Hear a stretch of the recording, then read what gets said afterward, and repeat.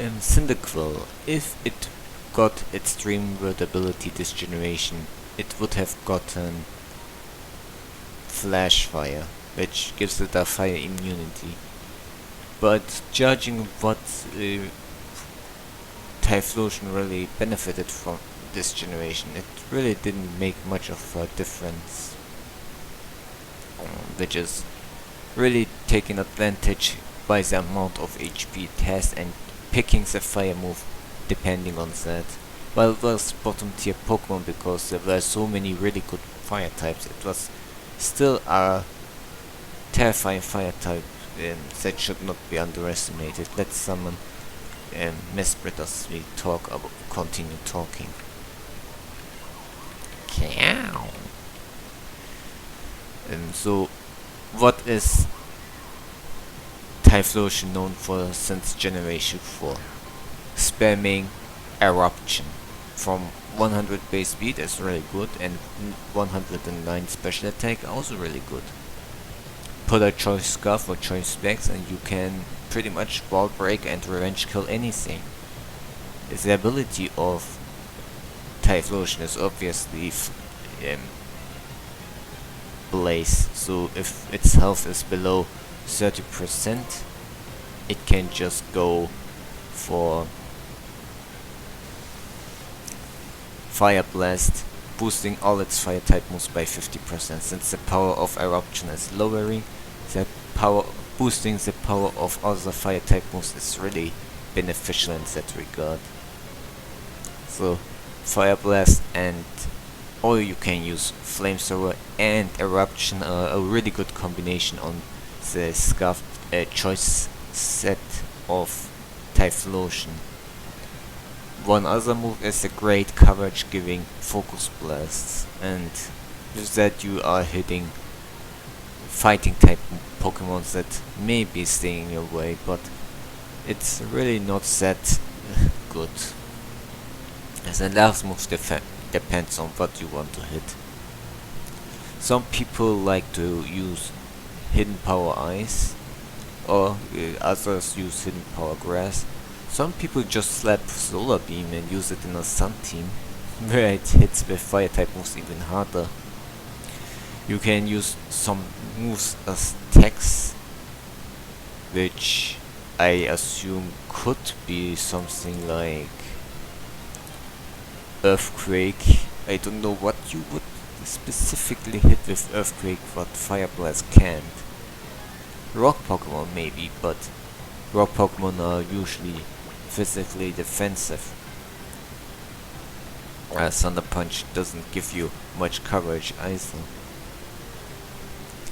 You are better off using Hidden Power, something like Hidden Power Electric. So in that regard, it's kinda difficult to pick a set for Typhlosion.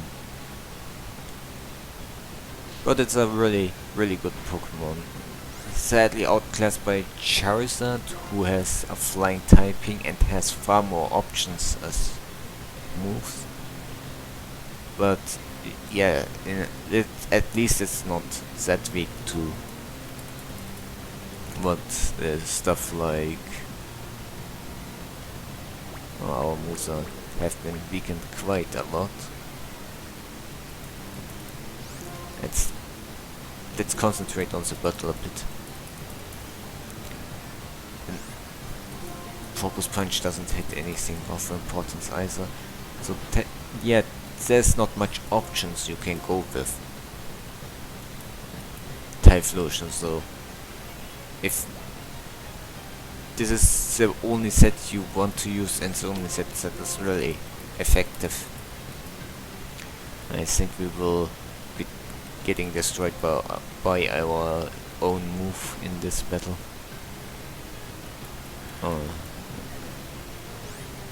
That copycat Mesprit. But I think that's more than plenty. We can take it down from this range. The next Pokemon we talk about is Feraligatr. So if Totodile got its Dream World ability, which is Sheer Force. Totodile would probably jump a tier below Gyarados, because it has so many moves that get boosted by Sheer Force, it's insane. Ice Punch, Waterfall, Crunch, Rock Slide. A special side you can also boost Scald, but probably won't. You can boost Ice Beam, you can boost Focus Blast. There are a lot of options, but it's that still are you Pokemon that you can kinda use.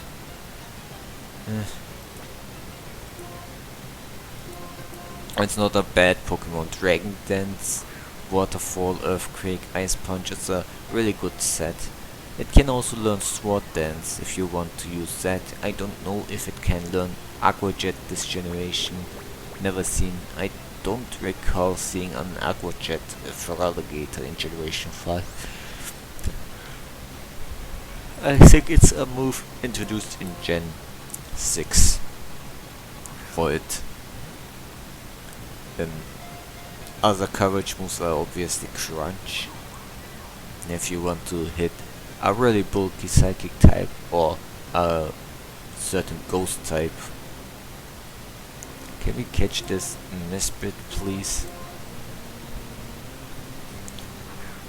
So these Pokemon sadly didn't get the hidden abilities, but if they got it, they would be really good. Like, it's the same thing with, at least for Alligator. He's the only one whose hidden ability really matters. And for and Generation 5 Pokemon didn't get the Gen 5 starters didn't get the hidden abilities either, which would be amazing because contrary, Serperior and Reckless, Embolg are really good Pokemon. And I recalled that I didn't talk about all the hidden abilities of the legendary Pokemons we didn't get the chance to obtain. Articunos would be Sandclove, which is bad, and actually even banned because it's relying on luck.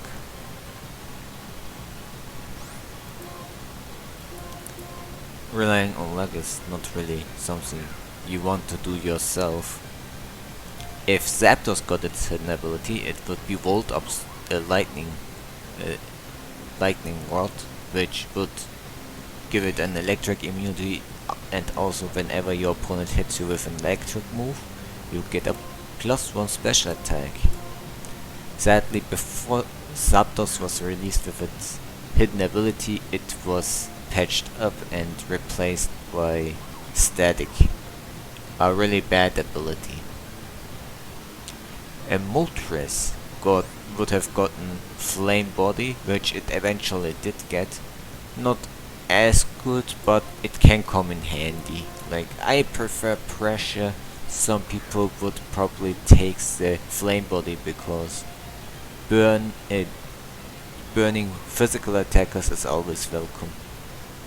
Can kinda give you more mind games, and I think it could have been effective. As the legendary beast would have gotten the main abilities of the legendary, the evolutions they were based on, if they were based on the legendaries. Raikou Volt Absorb, giving it electric immunity and healing health whenever it was hit from electric type moves. Suicune's the same about water type, and Flareon would get immunity to fire moves and get a attack boost.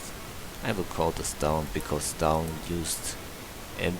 had a relationship with Mesprit in the Pokemon anime, because that's the closest thing I can think of when I think of freaking Mesprit. We'll talk about the rest next episode.